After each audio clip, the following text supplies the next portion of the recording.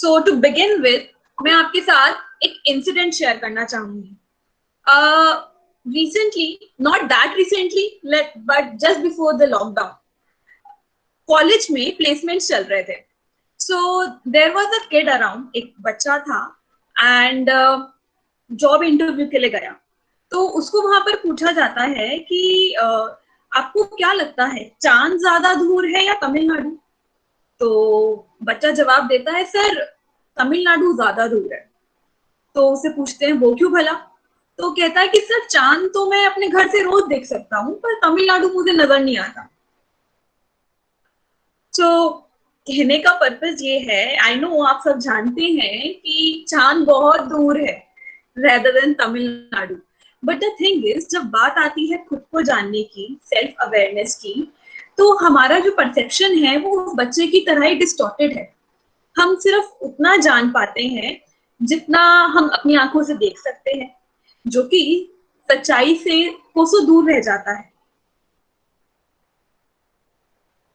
अब अगर मैं अभी आपसे पूछूं कि आप कौन हैं, तो आप में से कोई मुझे कहेगा मैं टीचर हूँ, कोई कहेगा मैं स्टूडेंट हूँ, या फिर कोई कहेगा मैं पेंटर हूँ. पर सवाल यहाँ पे ये आता है कि क्या आपका अस्तित्व जो आप हो वो इन सब चीजों से है, या ये सब चीजें आपसे हैं? तो इसका जवाब मैं आप पे छोड़ती हूँ, इस पे विचार कीजिएगा.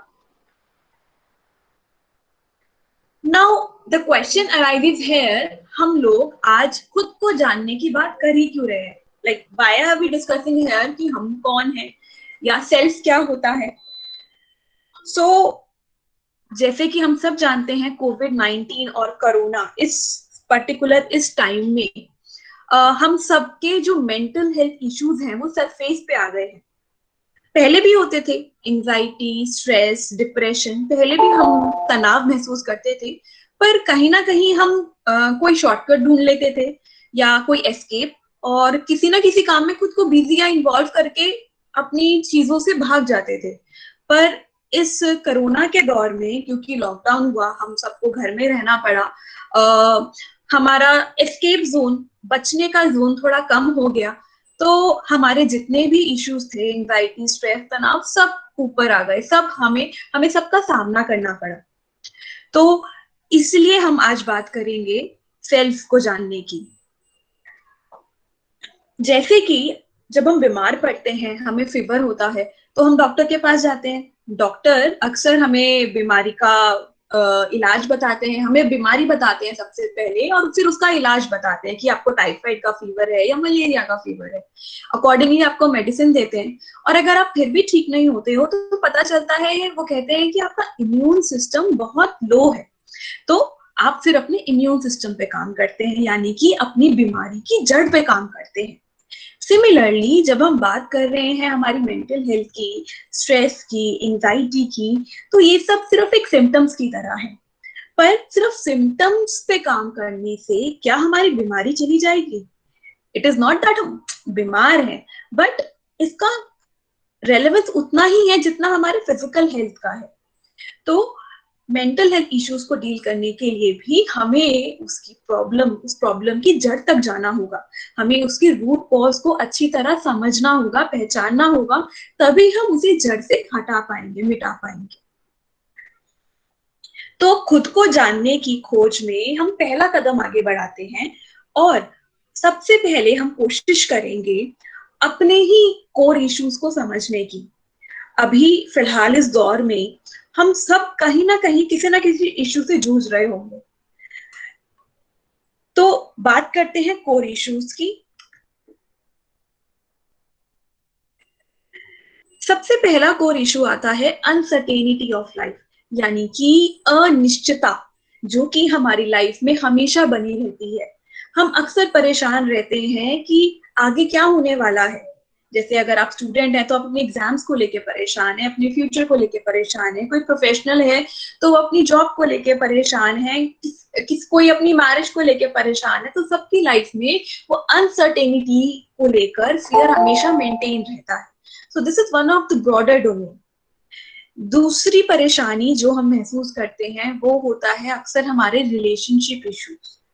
तो फिर चाहे वो पेरेंट्स और उनके बच्चों के बीच हो, पार्टनर्स के बीच हो, फ्रेंड्स के बीच हो, या ऐसे ही कई और रिलेशनशिप इश्यूज आज के टाइम में सबसे main core area of issue है। सब हर कोई इस एरिया में प्रॉब्लम फेस कर रहा है। The third main category here is fear of loneliness और डेथ। सो अभी recently he one of my friend called me up and she told me, उन्होंने बताया कि उनके पिताजी किस तरह इस कोरोना की वजह से, इस कोरोना के दौर में सिर्फ सोच सोच कर बीमार हो गए हैं कि उन्हें कोरोना हो जाएगा तो उनकी हेल्थ का क्या होगा, शायद वो जिंदा नहीं बचेंगे। उनको अभी तक कोरोना नहीं हुआ है और होना भी नहीं चाहिए, पर सिर्फ इसी डर में जी जी के वो बीमार हो गए हैं कि कल को उन्हें कुछ हो ना जाए। तो ये भी एक बहुत ही आम परेशानी है, अकेलेपन, डेथ, या फिर और भी कई चीजों से हम लोग डरते हैं, मन में फियर लेके जीते हैं। फोर्थ एरिया ऑफ कंसर्न है इश्यूज विद सेल्फ, यानी कि ऐसे भी बहुत लोग हैं जिनकी लाइफ में एक्चुअली कोई प्रॉब्लम बाहरी तौर पे नहीं नजर आएगी। उनके पास अच्छी फैमिली है, अच्छे रिलेशंस हैं, financially also they are good, कोई इशू नहीं है, पर उनको खुद के साथ बहुत इश्यूज हैं, खुद के साथ सेटल नहीं है लाइफ में। तो this is also one of the main category. यहाँ पर हो सकता है कहीं ना कहीं आप लोगों ने अपने इश्यूज को इन ब्रॉडर डोमेन में मैप कर लिया होगा, कहीं ना कहीं रिलेट करा होगा, और अगर आपके पास कोई और कैटेगरी है अपने इशू के लिए तो आप वो भी यहाँ पे डाल सकते हैं। एंड एक और बात, अगर आपको लगता है आप इनमें से किसी भी इशू के साथ डील नहीं कर रहे हैं तो ये कंग्रेचुलेशंस टू यू, ये बहुत अच्छी बात है। यानी कि आप वो इंसान हैं जो खुद को भी बेहतर समझ सकते हैं, प्लस दूसरों की भी मदद कर सकते हैं उनको बेहतर जानने और समझने के लिए। तो ये था हमारा पहला कदम खुद को जानने की तरफ, कि एटलीस्ट हम अपनी लाइफ की प्रॉब्लम को समझें, एक्नॉलेज करें।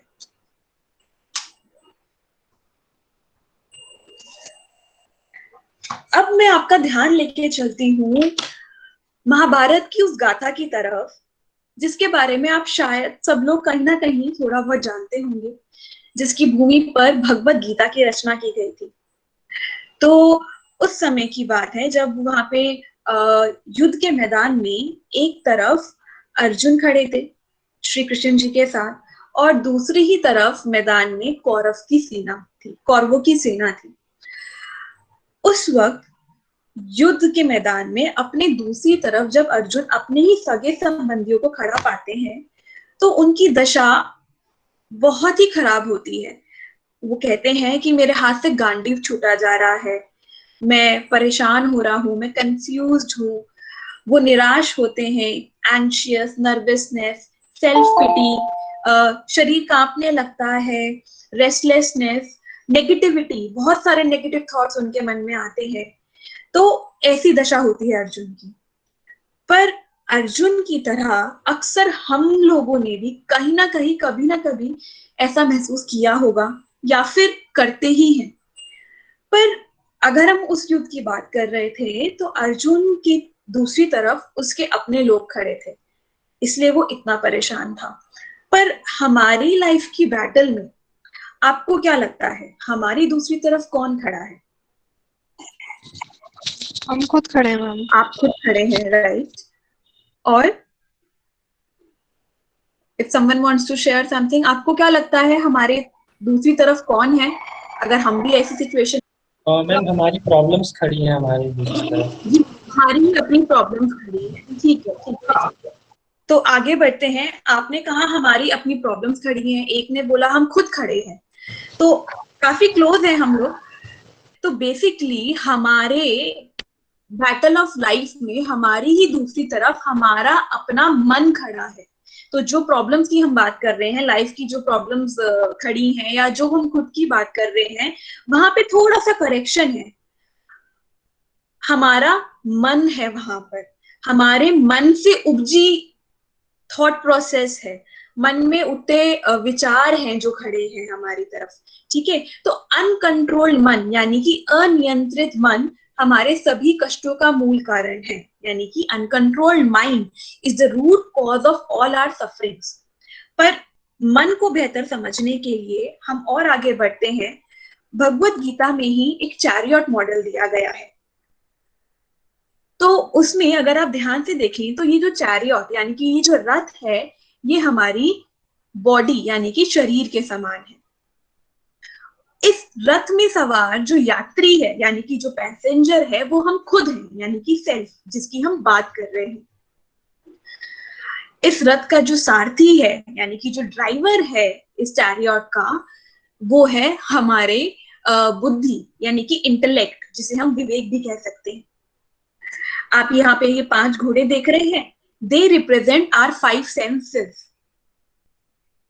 हमारी 5 इंद्रियां, जिसके थ्रू हम बाहरी दुनिया के साथ इंटरेक्ट करते हैं। एंड सबसे इंपॉर्टेंट चीज, आप ये घोड़ों की लगाम देख रहे हैं, ठीक है? ये घोड़ों की जो लगाम है वो है हमारा मन, यानी कि आवर माइंड। और हमारे मन की लगाम है हमारे विवेक के पास, हमारे इंटेलेक्ट के पास। ना होता क्या है अक्सर हमारा जो मन है वो हमारी इंद्रियों के थ्रू बाहरी दुनिया की तरफ भागता है, हमारे आउटर वर्ल्ड के साथ इंटरेक्ट करता है। पर जो हमारे सेंसेस होते हैं वो हमेशा प्लेजर की तरफ अट्रैक्ट होते हैं, उन्हें जहां अच्छा लगता है वो उस तरफ बढ़ना चाहते हैं। और हमारे जो मन है वो उन प्लेजर्स को इंजॉय करना चाहता है। पर जैसे सपोज हमारी जीभ को मीठा खाना पसंद है, ठीक है, तो हमारा मन कहेगा कि हम और मीठा खाते हैं और मीठा खाते हैं। पर हमारा जो इंटेलेक्ट है, जो विवेक है, वो हमारे मन को गाइड करेगा कि ज्यादा अगर हम मीठा खाएंगे तो हम बीमार पड़ सकते हैं, राइट? तो इसी प्रकार हमारा बुद्धि हमारे मन से जुड़ा है और हमारा मन हमारी इंद्रियों से जुड़ा है। पर अगर बुद्धि पर विवेक की लगाम नहीं लगाई, अगर हमारे मन पर विवेक की लगाम नहीं लगाई जाती है तो वो हमारी सेंसेस की तरफ, आउटर प्लेजर्स की तरफ बहुत ज्यादा भागता चला जाता है। और देन वहां से हमारी सारी समस्याओं की जो जड़ है वहां से शुरू होती है। एक और चीज यहाँ पर, अगर इस रथ का जो यात्री है, जो पैसेंजर है, वो सो जाए, यानी कि कहने का मतलब ये है अगर हम खुद के बारे में सेल्फ को लेकर अवेयर ना रहे तो क्या होगा? तो इस रथ का जो सारथी है उसको गाइड कोई नहीं कर पाएगा। गाइड करने वाला तो सेल्फ ही होगा ना। तो सेल्फ उस रथ के सारथी को गाइड नहीं कर पाएगा, यानी कि हमारे इंटेलेक्ट को गाइडेंस नहीं मिलेगा अगर हम खुद को लेके अवेयर नहीं है। और अगर इंटेलेक्ट को गाइडेंस नहीं मिलेगा तो मन को रेगुलेट नहीं कर पाएंगे, और अल्टीमेटली जब मन को रेगुलेट नहीं कर पाएंगे तो हम वहीं से again will get attached to all the sensory pleasures and it will lead to other problems.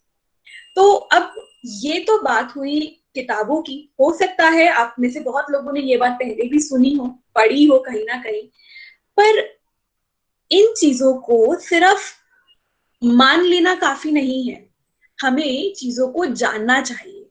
मानने और जानने में थोड़ा सा फर्क होता है। जानना मतलब इन चीजों को अपने अनुभव में उतारना, ठीक है? तो हमें इन्हें अपने अनुभव में उतारना बहुत इंपॉर्टेंट है, क्योंकि जो चीजें हमारे एक्सपीरियंस में नहीं आती हैं वो अल्टीमेटली हमारे बिहेवियर में नहीं आ पाएंगी।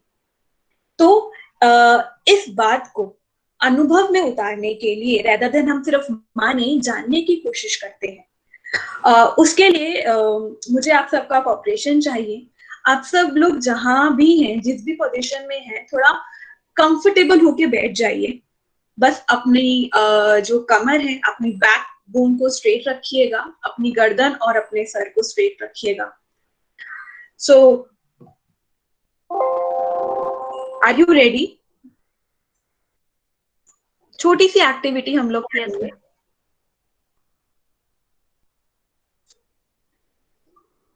ठीक है। सो अगेन जहां भी हैं, चाहे चेयर पे हो, चाहे जमीन पे हो, चाहे बेड पे हो, बी कंफर्टेबल। बैक और नेक और हेड स्ट्रेट रखिएगा। क्लोज योर आईज आंखें बंद रखना बहुत इंपॉर्टेंट है, तो अपनी आंखें बंद कीजिएगा जी। तो हम इनिशियली स्टार्ट करते हैं थोड़ी सी ब्रीदिंग एक्सरसाइज से, और फिर इस एक्टिविटी को मैं आगे लेके चलती हूँ। मैं 5 के काउंट्स पे आप सांस अंदर लीजिएगा, फिर 5 सेकेंड्स के लिए अपनी सांसों को रोकिएगा, होल्ड कीजिएगा, और अगले 5 के काउंट पे धीरे धीरे अपनी सांसों को बाहर रिलीज कीजिएगा। तो स्टार्ट करते हैं। Inhale, hold your breath, 1 2 3 4 5. Now slowly exhale, 1 2 3 4 5. Again, inhale, 1 2 3 4 5. Hold your breath, 1 2 3 4 5. Now slowly exhale, 1 2 3 4 5. One more time please. सांसें अंदर लीजिए, 1 2 3 4 5. Hold your breath. नहीं, नाउ धीरे धीरे सांसें बाहर छोड़िए, 1 2 3 4 5. आंखें बंद रखिएगा। अब अपना सारा ध्यान अपनी सांसों की तरफ ले आए, अपनी नोज के एंट्रेंस की तरफ, नॉस्ट्रल्स की तरफ ले आए, जहां से सांसें अंदर जा रही हैं और बाहर हैं। आंखें बंद रखिए, अपना सारा फोकस अपनी सांसों की तरफ लेके जाइए। Please concentrate upon your breath while inhaling and exhaling. अपनी आती जाती से सांसों को महसूस करने की कोशिश कीजिए। वहां पे आपकी सांसें जैसी भी आ रही हैं, चाहे वो लंबी हो या छोटी हो, जिस भी प्रकार की सांस हो, उसको as it is focus maintain कीजिए, उसको बदलने की कोशिश ना कीजिएगा। जैसी सांसें आ रही हैं वैसा ही उन पे ध्यान लगाइए। सिर्फ जानना है, अपनी सांसों को सिर्फ जानना है कि वो आ रही हैं और जा रही हैं, आ रही हैं और जा रही हैं। अपना ध्यान वहां लगाना है। हो सकता है आप में से कुछ लोगों के, या हो सकता है सबके मन में कुछ विचार भी उत्पन्न हो।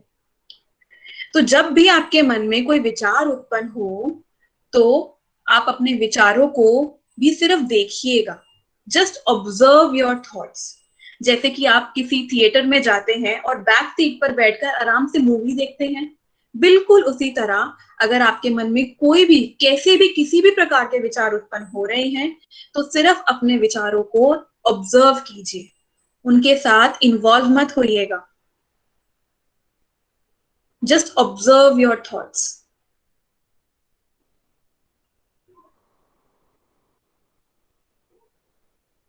Remain equanimous.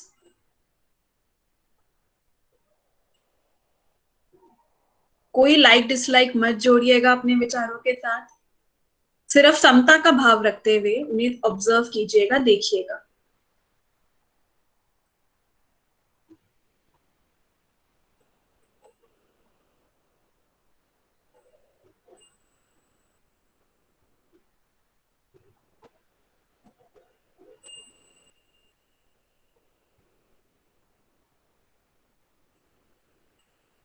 अपने मन को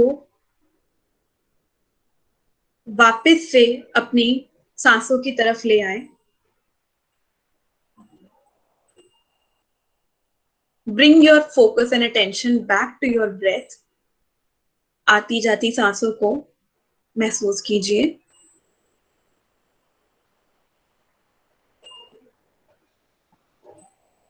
अगर आपको सांसें महसूस नहीं हो पा रही हैं, तो आप थोड़ा जोर से भी सांस ले सकते हैं।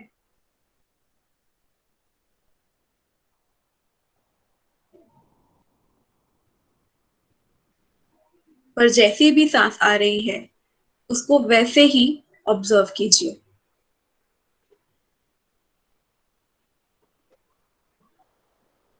और अगर फिर से मन में कोई विचार उत्पन्न हो, तो सिर्फ उसे ऑब्जर्व करना है, देखना है, बहना नहीं है उनके साथ।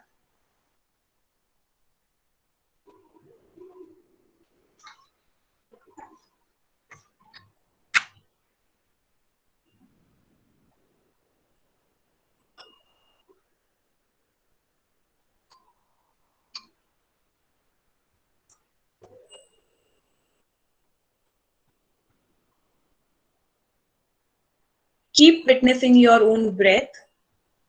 Keep witnessing your own thoughts. But don't get involved with them.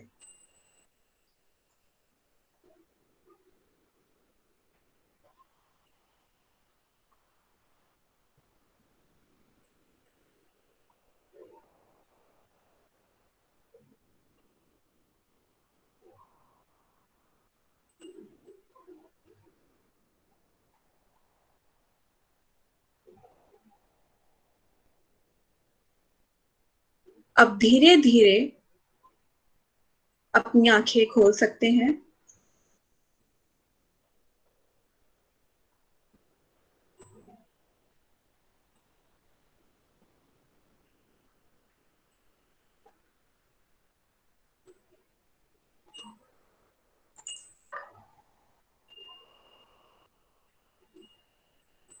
Ji, so are you all there with me? Yes, ma'am. Yes, ma'am. जी, तो पहला सवाल, आप लोगों ने अपनी ब्रेथ को फील किया? एंड इट इज ओके अगर नहीं किया हो तो, इट इज नॉट रिक्वायर्ड कि महसूस हो सबको। सो ओके, जिज्ञासा का आया यस मैम। जी ठीक है, थैंक यू। ओके ओके, तो यानी कि काफी लोगों ने अपनी सांसों को फील किया है, महसूस किया है। दूसरा सवाल यहाँ पे आता है, क्या आपने अपने मन में उठते विचारों को, अपने थॉट्स को ऑब्जर्व किया? क्या आप देख पा रहे थे आपके मन में कैसे कैसे विचार आ रहे हैं?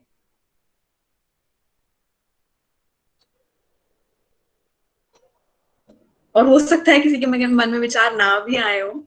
जी किशन, नो मैम, आप नहीं कर पाए, कोई बात नहीं। विजय, सरिता, नो। Okay okay okay.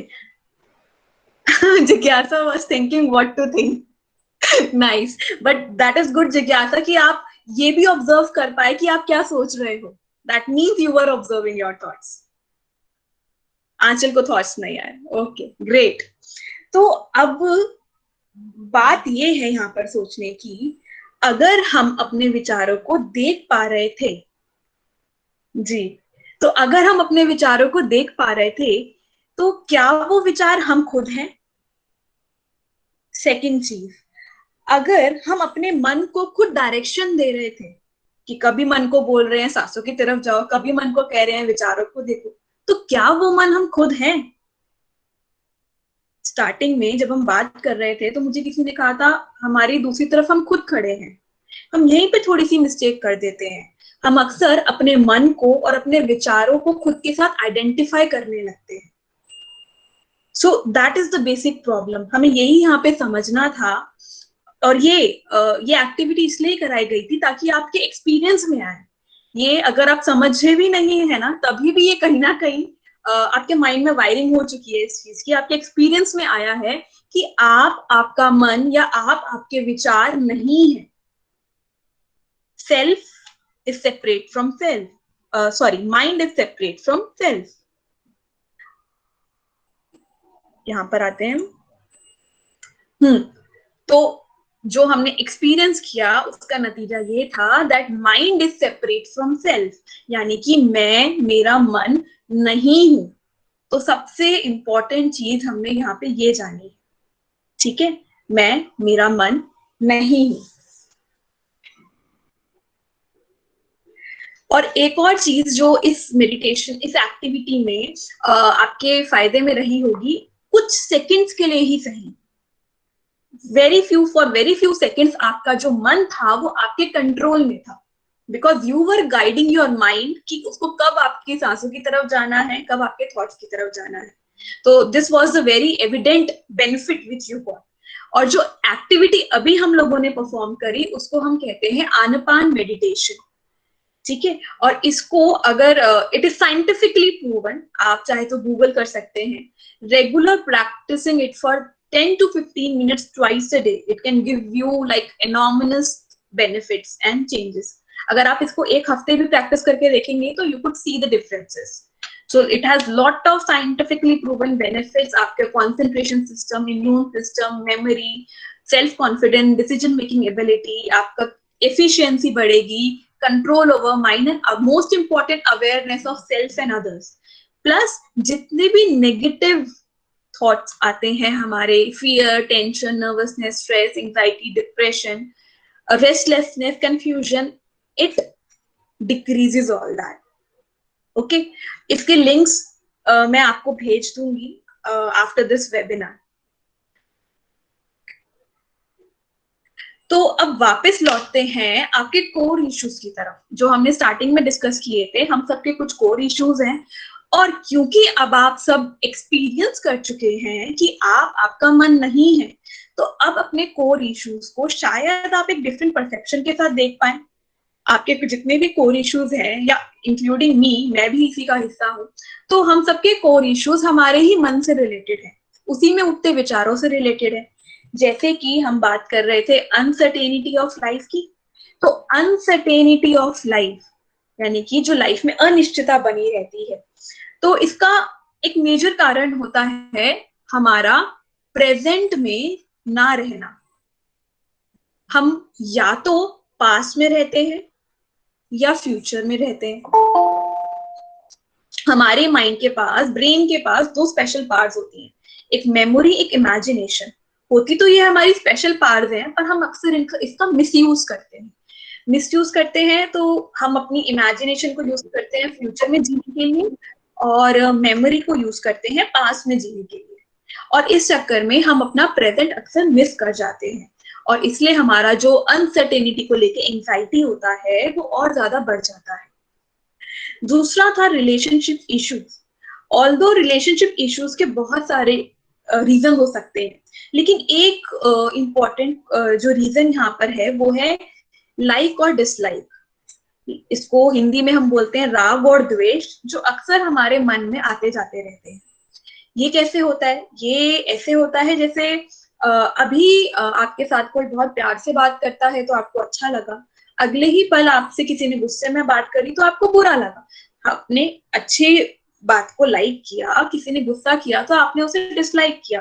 तो ये जो मन में लाइक डिसलाइक जो जैसी चीजें उठ रही हैं बार बार, और इसके साथ साथ हमारा क्या हो जाता है, लाइफ के साथ एक्सपेक्टेशंस दूसरों से बढ़ती चली जाती हैं, और जो हमारी एक्सेप्टेंस होती है वो कम होती चली जाती है।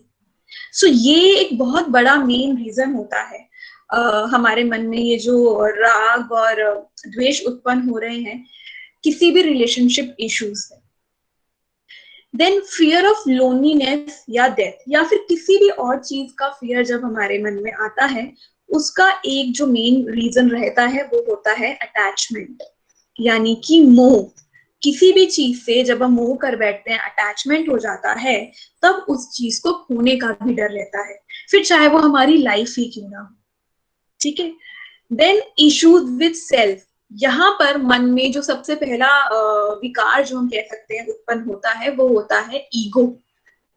ये साइकोलॉजी वाला ईगो नहीं है, अगर यहाँ पे जो साइकोलॉजी स्टूडेंट्स हैं मेरे साथ, ये है हिंदी वाला, यानी कि अहंकार वाला ईगो की हम बात कर रहे हैं। ठीक है। तो इसमें क्या होता है, एक सेंस ऑफ सुपीरियोरिटी आ जाती है। वो खुद को दूसरों से अलग समझते हैं, बड़ा समझते हैं, इसलिए कोई उन्हें कुछ भी कहता है तो वो परेशान हो जाते हैं।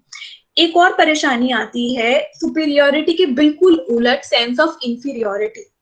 और ये तब होता है जब लोग खुद को दूसरों की नजर से देखते हैं, वो अपने आप को दुनिया के अकॉर्डिंग चलाना चाहते हैं, उसके हिसाब से जज करते हैं। ये आपने बहुत कॉमनली ये लाइन सुनी होगी कि सबसे बड़ा रोग क्या कहेंगे लोग, तो वो सेंस ऑफ इंफीरियोरिटी में जीते हैं। इश्यूज विद सेल्फ में एक और इशू मैंने नोटिस किया है अक्सर, कि लोगों के पास लाइफ में गोल नहीं है। They actually lack that purpose of life. Goal missing है, क्या करना है, क्या जानना है, मोटिव नहीं है लाइफ में। तो ये भी एक इशू है जो लोग खुद के साथ डील करते रहते हैं। अब अपने इश्यूज को समझने के लिए और एक स्टेप और आगे बढ़ते हुए, अगेन फिर से मैं रेफरेंस दे रही हूँ भगवद गीता अध्याय 2 वर्स 62 एंड 63।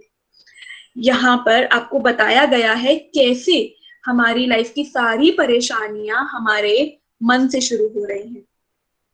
सो जब भी हम अपने चारों तरफ कोई भी ऑब्जेक्ट देखते हैं, या कोई व्यक्ति है, कोई वस्तु है, या एनीथिंग, एनी सेंसरी ऑब्जेक्ट जहां हम सोचते हैं कि हमें उससे प्लेजर मिलेगा, हमें खुशी मिलेगी, तो हमारा जो मन है, जो माइंड है, वो हमेशा उसके थॉट प्रोसेस में लगा रहता है, हमेशा उसके बारे में सोचता रहता है, उसी का चिंतन करता है। ठीक है। फॉर एग्जाम्पल, एक बहुत ही बेसिक एग्जाम्पल मैं लेती हूँ। एक बच्चा है और उसको लगता है कि ये जो वीडियो गेम सामने वाला बच्चा बैठा खेल रहा है ना, इससे कितनी खुशी मिल रही होगी उसे, तो कितना प्लेजर है उस वीडियो गेम के अंदर। तो उसका मन बार बार उसी विचारों में लगा रहेगा कि ये वीडियो गेम में बहुत प्लेजर है, वीडियो गेम खेलने में मुझे बहुत प्लेजर मिलने वाला है। पर जब जब हमारा मन ऐसे ही चिंतन मनन में लगा रहता है किसी चीज के प्लेजर की कामना में, तब तब हमारे मन में उत्पन्न होता है मोह, यानी कि अटैचमेंट, आसक्ति जागृत होती है। उस चीज को लेके हमारे मन में अटैचमेंट आता है, और जब अटैचमेंट आता है तब जनरेट होता है डिजायर, यानी कि उस चीज को पाने की इच्छा। Now this desire is something very never satisfying kind of desire. ऐसा नहीं है हमें लाइफ में डिजायर नहीं करना है, डिजायर नहीं करेंगे तो आगे कैसे बढ़ेंगे, बट जो डिजायर आपके अटैचमेंट से जनरेट हुआ है, that is never going to be satisfied. तो फिर हमारे मन में इच्छा होती है कि हमें चाहिए, तो वो बच्चा जाएगा पापा के पास कि पापा मुझे वो वीडियो गेम चाहिए ही चाहिए। पर फिर क्या होता है, जब जब हमारी डिजायर टूटती है, हमारी इच्छा पूरी नहीं होती है, तब हमारे अंदर जो जनरेट होता है वो होता है एंगर, यानी कि हमारा क्रोध, हमारा गुस्सा। तो ये तब गुस्सा, जब जब हम चेक कर सकते हैं, हमें जब जब गुस्सा आ रहा है, हमारी या तो कोई इच्छा पूरी नहीं हुई है, या कोई हमारी एक्सपेक्टेशंस पे खड़ा नहीं उतरा है, तभी हमें गुस्सा आता है, तो एंगर जनरेट होता है। तो बच्चे को भी पापा मना कर देते हैं कि अभी मैं नहीं दिला सकता, तो फिर बच्चे को गुस्सा आता है कि पापा मेरी इतनी छोटी सी बात नहीं मान रहे हैं। ठीक है। लेकिन जब जब हमारे मन में क्रोध उत्पन्न होता है, तब तब हमारे सोचने विचारने की शक्ति, यानी कि हमारा जजमेंट चला जाता है, हम सही गलत में अंतर नहीं कर पाते हैं। हमारी स्मृतियां, यानी कि हमारी मेमोरी पे इसका असर पड़ता है। मेमोरी, यहाँ पर मैं आपकी याददाश्त की बात नहीं कर रही हूँ, इट इज नॉट दैट कि आपकी याददाश्त चली जाएगी, इट इज दैट कि हमें जो संस्कार कहीं ना कहीं बचपन से मिले हैं, जो मॉरल वैल्यूज दिए गए हैं, सही गलत की स्मृतियां हमारे अंदर जो है वो नष्ट होने लगती है। और जब हमारे सोचने समझने की शक्ति जाती है, तो उसका सीधा असर हमारे विवेक पे पड़ता है, यानी कि हमारे इंटेलेक्ट पे पड़ता है। और जब ऐसा होता है तो हम अक्सर कुछ ना कुछ गलत कदम उठाते हैं, कुछ गलती कर बैठते हैं, जिसको लेकर हम बाद में फिर बहुत पछताते हैं। बाद में ऐसे विचार हमारे मन में आ सकते हैं कि मैंने ऐसा क्यों किया। तो मैंने ऐसा क्यों किया, ये आपका जजमेंट एलिमेंट है, जो आपके गुस्से के कारण, क्रोध के कारण चला गया था। आप वो डिस्क्रिमिनेशन भूल गए थे फॉर द टाइम। ठीक है। और वो क्रोध आप देख सकते हैं, वो आपकी इच्छा से जन्म लिया था, उसने आपकी इच्छाओं ने, आपके अटैचमेंट से जन्म लिया था। अटैचमेंट ने, आपके जो मन ने प्लेजर वाले चीजों को सोच के चिंतन मनन बार बार किया था, ये वहां से स्टार्ट हुआ था साइकिल, यानी कि आपके मन से। तो इस तरीके से हम खुद ही अपने मन के जाल में, जो हम खुद ही बुनते हैं, उसमें फंसते चले जाते हैं, यानी कि एक विशियस साइकिल ऑफ माइंड में हम खुद चले जाते हैं। तो जैसे कि कोई ट्रिगरिंग इवेंट होता है, जैसे कि अभी रिसेंटली यही कोरोना पैंडेमिक जो फैला पूरे में, तो ये that was one of the triggering event. तो इससे बहुत सारे लोगों को क्या हुआ, मन, हमारा जो माइंड था वो फ्रीक आउट करने लगा, क्योंकि मन की टेंडेंसी होती है चीजों को पकड़ के रखना, चेंजेस को हम जल्दी से एक्सेप्ट नहीं करते हैं। तो हमें लगा लॉकडाउन हो गया है, सब कुछ कैसे होगा, हम ऑफिस कैसे जाएंगे, घर पे सारा दिन कैसे रहेंगे, हमारा काम कैसे होगा। तो बहुत सारी चीजें, बहुत सारे थॉट्स हमारे मन में आने लगे, हम पैनिक जोन में जाने लगे। और ऐसा जब हुआ तो मन में बहुत सारे नेगेटिव थॉट्स धीरे धीरे अराइज होने लगे, feelings of fear, anxiety, anger, confusion. ठीक है। तो वो सब जनरेट हुआ, और जब ये होता है तो ऑटोमेटिकली हमारे अंदर ढेर सारे नेगेटिव थॉट्स आते हैं। हम उसके लिए ब्लेम करते हैं, हमारी किस्मत को हम कहते हैं हमारी तो किस्मत खराब है, फिर हम कहेंगे हमसे कोई प्यार नहीं करता है, या मेरे साथ आगे भी ऐसे ही होने वाला है। तो हम एक अलग ही एक नेगेटिव जोन में जाते जाते हैं। और जब ऐसा होता है तो हम एक मोड ऑफ इनएक्शन में जाते हैं। जैसे हमने देखा था ना, अर्जुन का भी अपना गांडीव छोड़ दिया था, इनएक्शन मोड में चले गए थे। वैसे ही हम करते हैं, हम हेल्पलेस फील करते हैं। लर्न हेल्पलेसनेस हमारे अंदर आता है, यानी कि हमें लगता है कि अब हमारे करने से कुछ नहीं होने वाला है, तो हम काम करना छोड़ देते हैं, चीजों के लिए वर्कआउट नहीं करते हैं, इन प्रॉब्लम को रिजॉल्व करने की कोशिश नहीं करते हैं।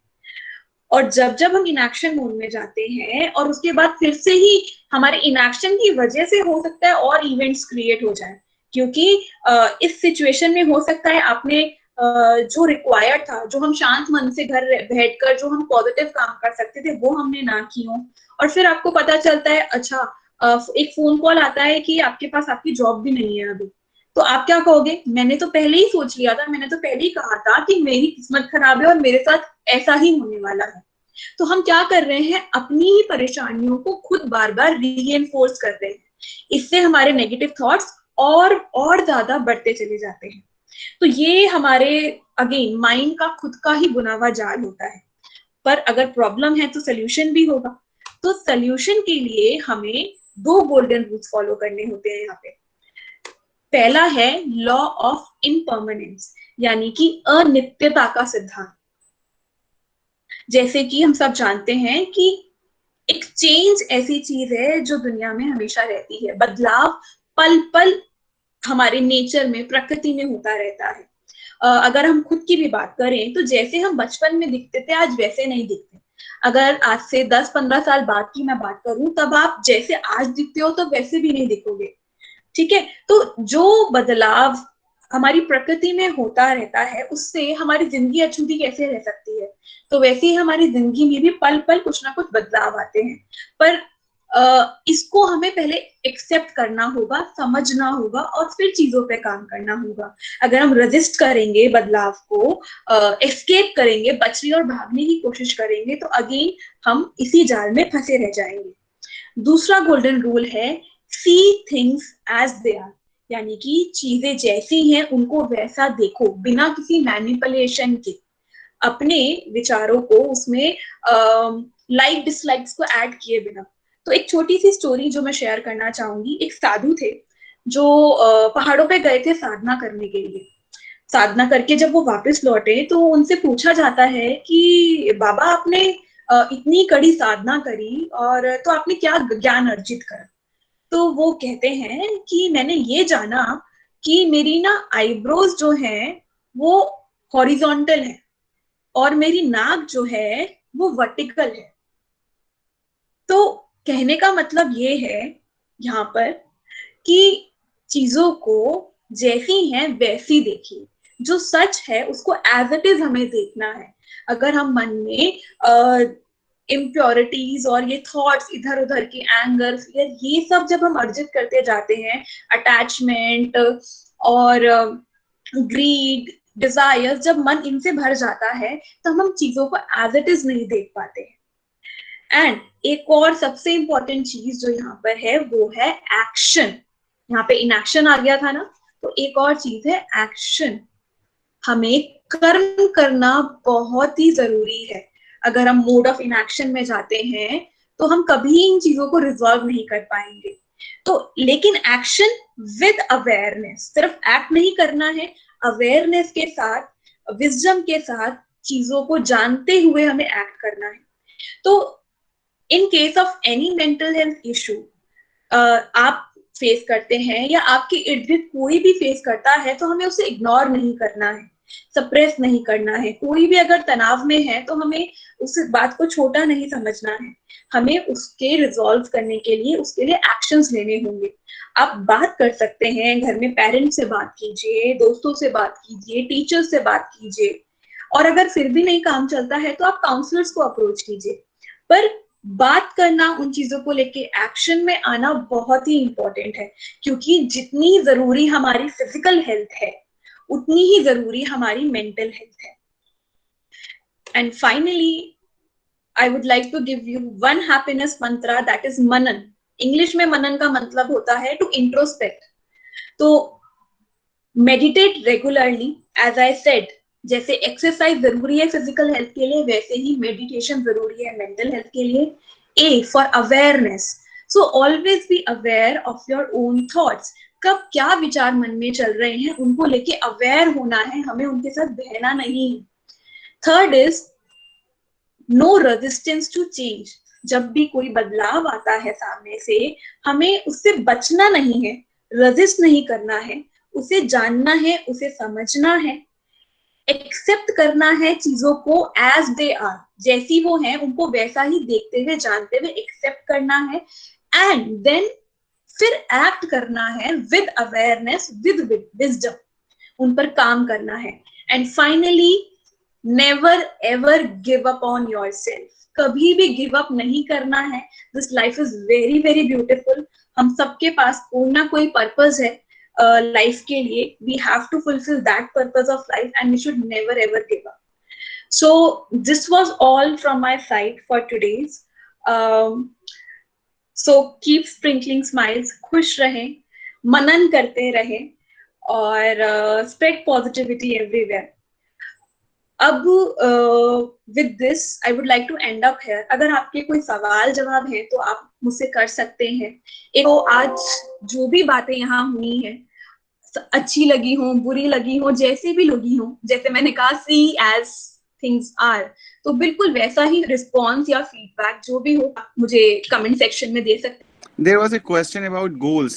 Okay, I am confused about goals. How to decide the goals.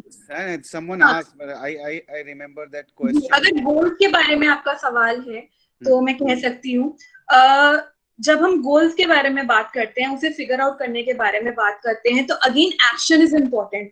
हम अक्सर मेंटली मैनिपुलेट करते हैं, मेंटली बहुत सोचते हैं कि हमारा गोल क्या होना चाहिए, पर goal is something about your experience. अब जब तक कुछ चीजों को ट्राई नहीं करोगे लाइफ में, एक्सपीरियंस नहीं करोगे, तब तक आपको समझ नहीं आएगा कि आप किस चीज के साथ रिलेट कर पा रहे हो. तो आपको जो भी आपको कुछ ना कुछ 4-5 एरियाज हमेशा हमें अपनी लाइफ के पता होते हैं जहां हमारा इंटरेस्ट जाता है, तो हमें उन पे ट्राई करके देखना होता है, एक्सपेरिमेंट करके देखना होता है, और तब जाके हमें समझ आता है जब हम उस चीज को एग्जीक्यूट करते हैं कि क्या ये चीज हमारे लिए बनी है या नहीं है. आपको अंदर से ही महसूस होगा. लेकिन जब तक हम सिर्फ सोचेंगे, विचारेंगे और करके नहीं देखेंगे, हमारी लाइफ के गोल्स क्लियर नहीं हो पाएंगे.